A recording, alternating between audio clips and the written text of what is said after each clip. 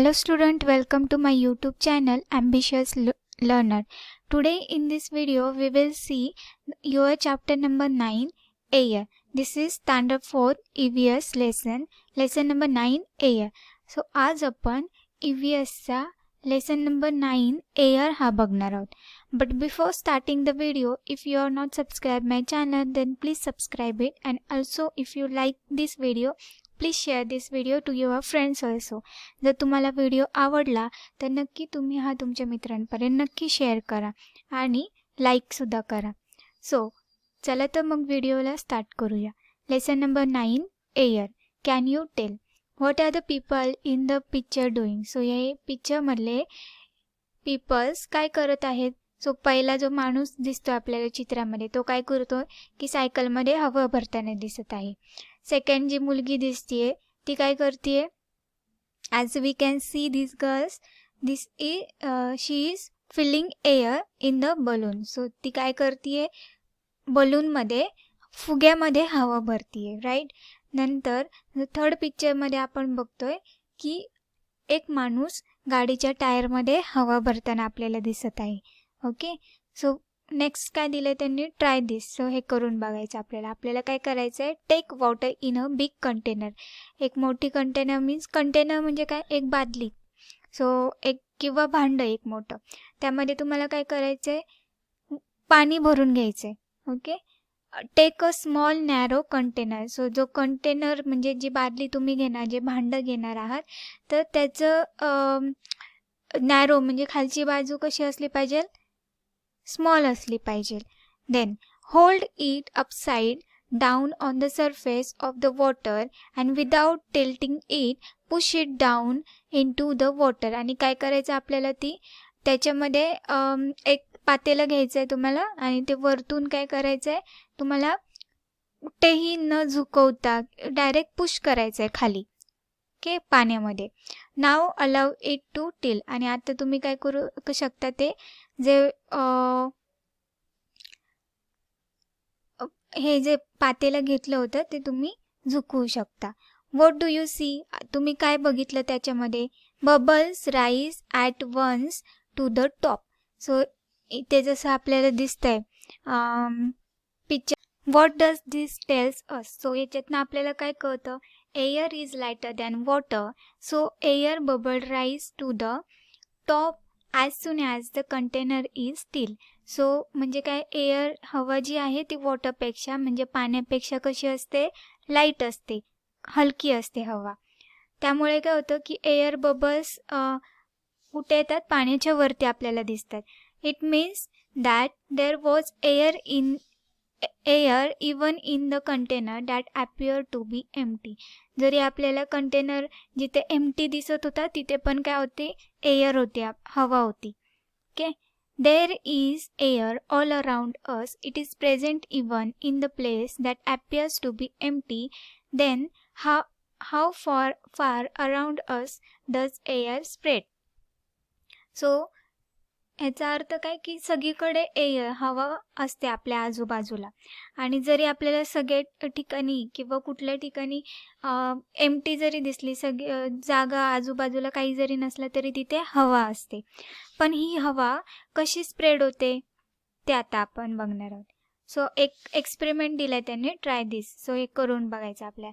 Take a large sheets of any waste paper or obtain old newspaper of about 1 month and tear of the sheets into 4 pieces. काय करायचं तुम्हाला, एक मोठा sheet घ्यायचा आहे, means एक मोठा पेपर घ्यायचा आहे किंवा न्यूजपेपर तुम्ही घेऊ शकता. आणि त्याला काय करायचं आहे, त्या एका पूर्ण शीटला 4 पीसेसमध्ये 4 तुकडे करायचे त्याची. Okay. Now place this sheets of papers once at a time in a pile on the floor. आणि एक एक करून काय करायचे, ते एकावर एक 4 पीस ठेवायचे. As the peels grows observe the difference that can be seen in the layer of the paper at the top of the peel and those near the flowers. आणि जसे ते एकावर एक ठेवणार, त्याचे थर वाढणार पेपरचे, मग ते काय तुम्ही काय करायचं आहे, त्याच्यामधला डिफरन्स, फरक ओळखायचा की 2 लेयरमध्ये काय आहे वगैरे. पुढे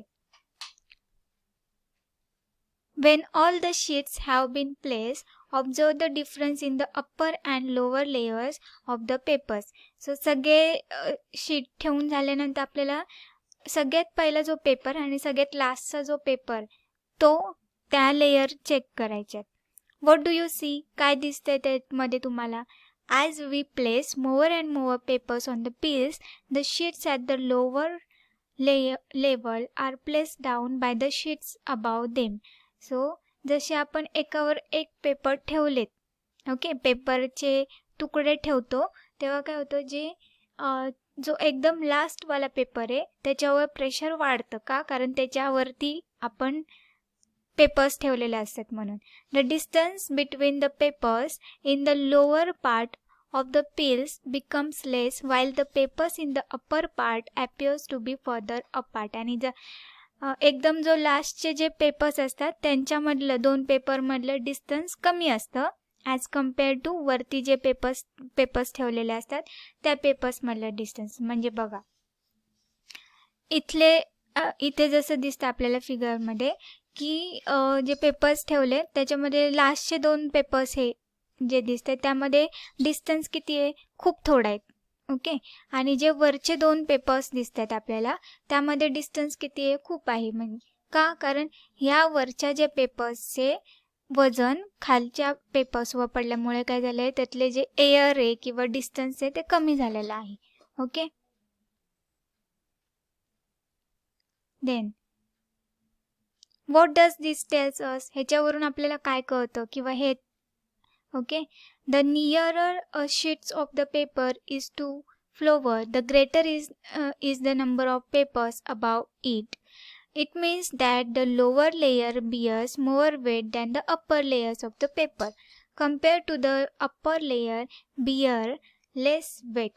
म्हणजे काय, जो खालचे पेपर्स आहेत खालचे पेपर्सचे लेयर्सला जास्त वेट त्या पेपर्सवरती असतं ॲज कम्पेअर टू वरती जेवढे लेयर्स आहेत ते त्या पेपर्सपेक्षा जास्त वजन खालच्या पेपर्सवरती पडतं. Okay.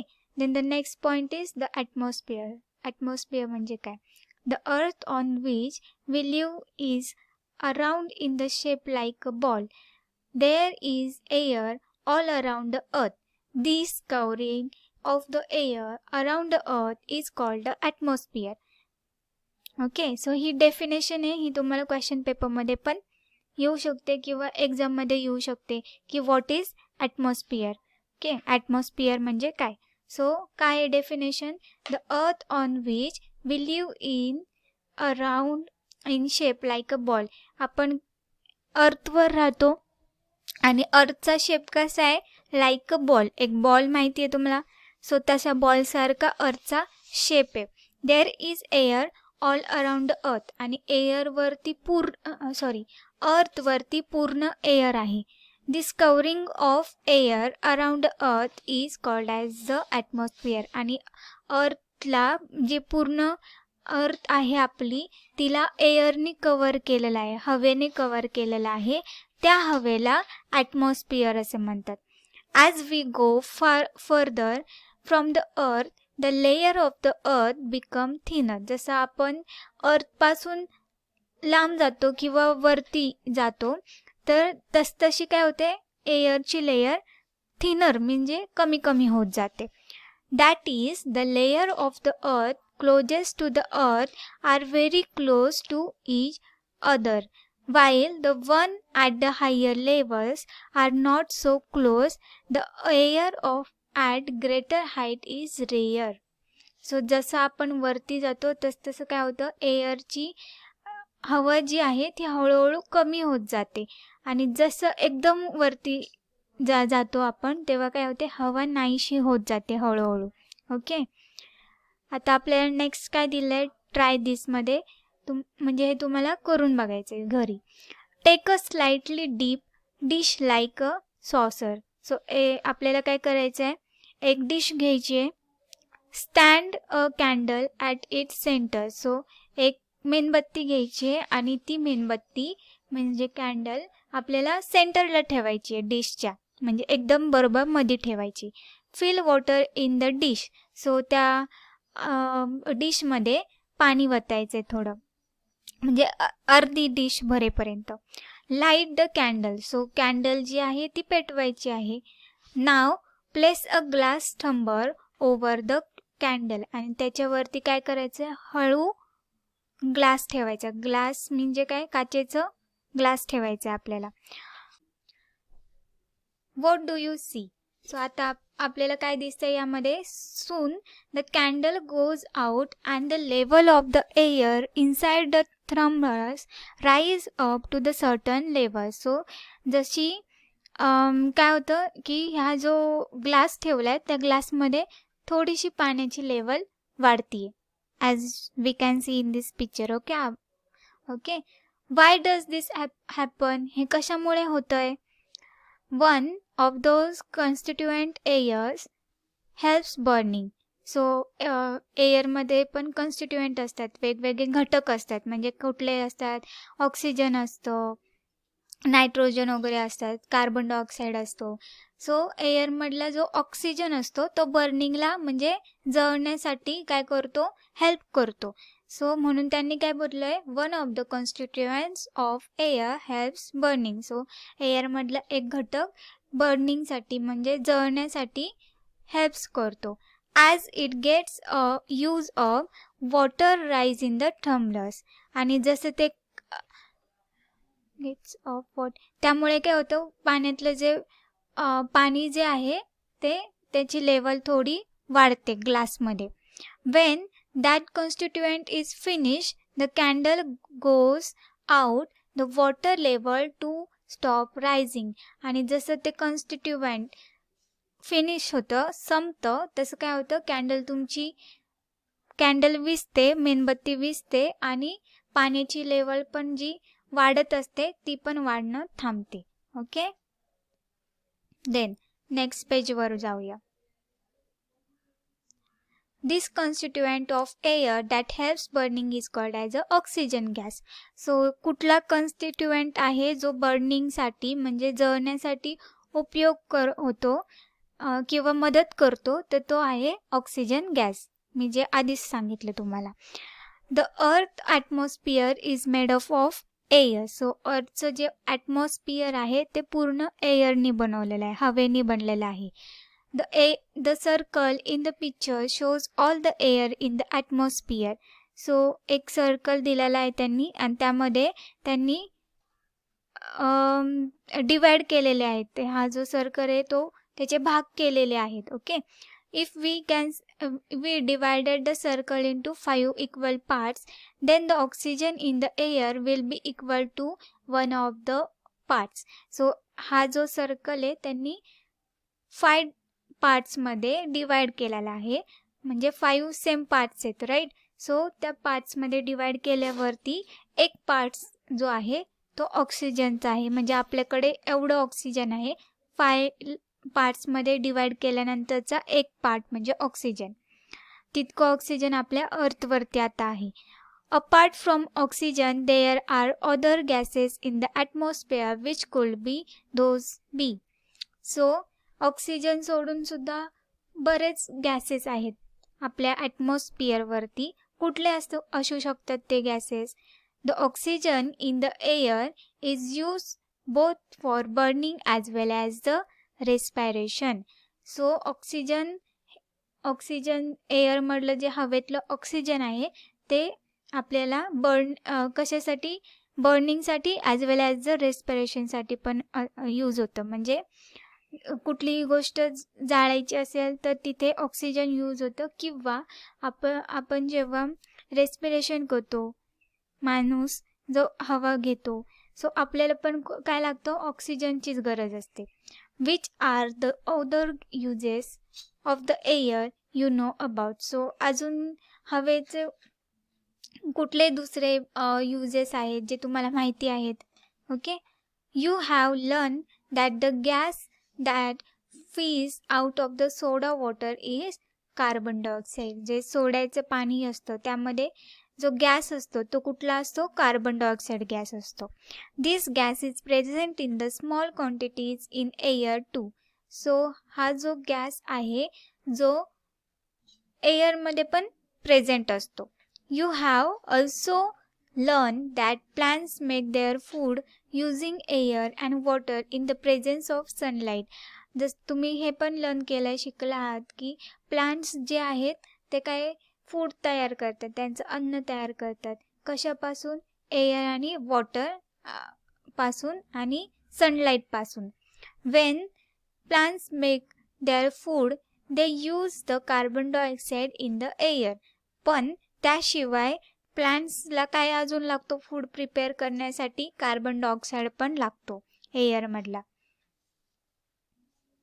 You have seen that when you place ice in the glass and it becomes very cold, droplets of water settle on its outside. It means that water too is present in the air in the form of the gas. म्हणजे काय की तुम्ही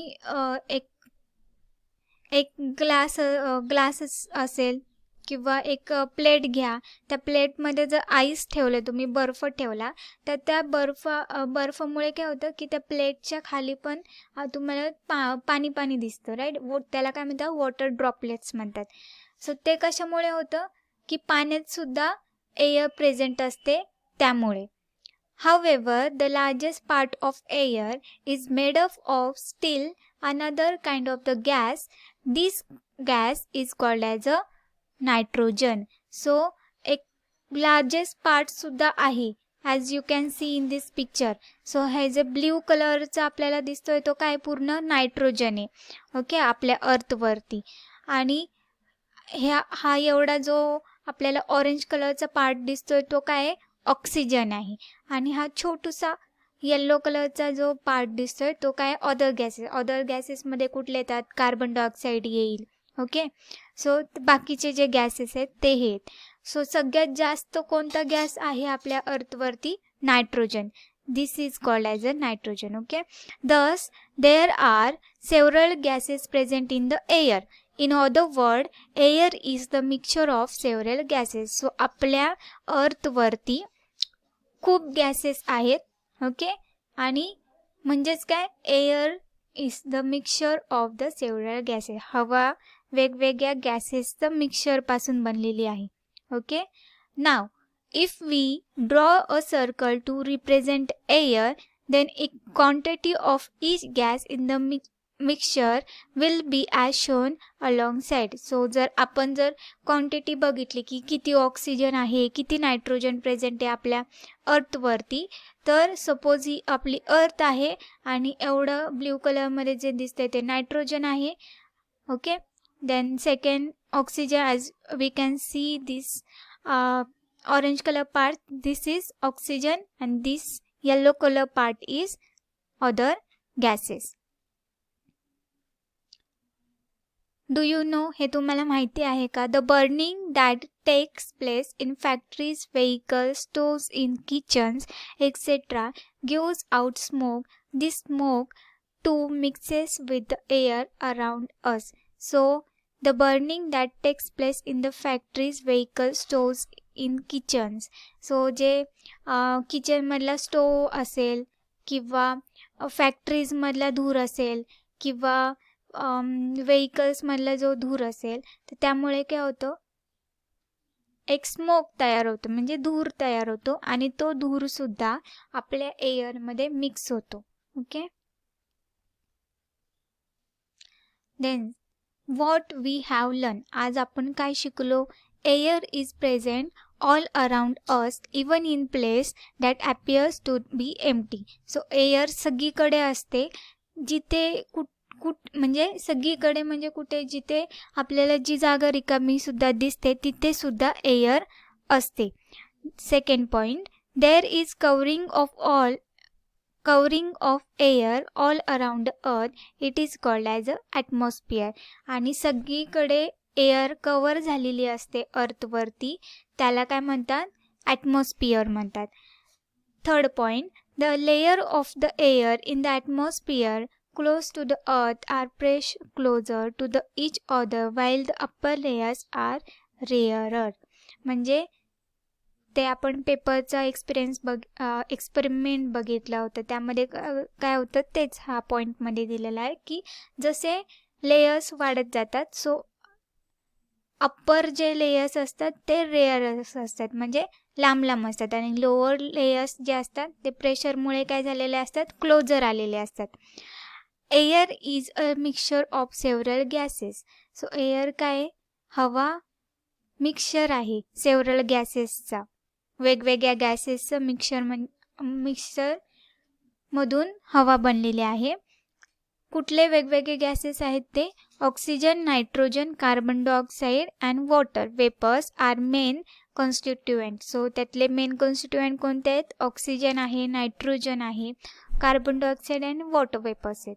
okay, always remember, fuels like coal, petrol, diesel gives out smoke while burning, which mixes with the air. This can cause ill health. So जे fuels आहेत आपले, इंधन म्हणतात त्याला. सो फ्युल्स कुठले कुठले आहेत, कोल आहे, पेट्रोल आहे, डिझेल आहे. त्यामुळे काय होतं की स्मोक प्रोड्यूस होतो. जेव्हा ते फ्यूल बर्न होतात तेव्हा स्मोक प्रोड्यूस होतो, धूर येतो त्यातनं, आणि तो धूर मिक्स होतो एअरमध्ये. त्यामुळे काय होतं, आपली हेल्थवर त्याचा परिणाम होतो. ओके, आपण आजारी पडू शकतो. देन आता हा एक्झरसाइज आहे, तो एक्झरसाइज आपण नेक्स्ट पार्टमध्ये बघूया. जर व्हिडिओ आवडला असेल तर नक्की व्हिडिओला लाईक करा आणि तुमच्या फ्रेंड्सला सुद्धा हा व्हिडिओ नक्की शेअर करा. Thanks to watch my video.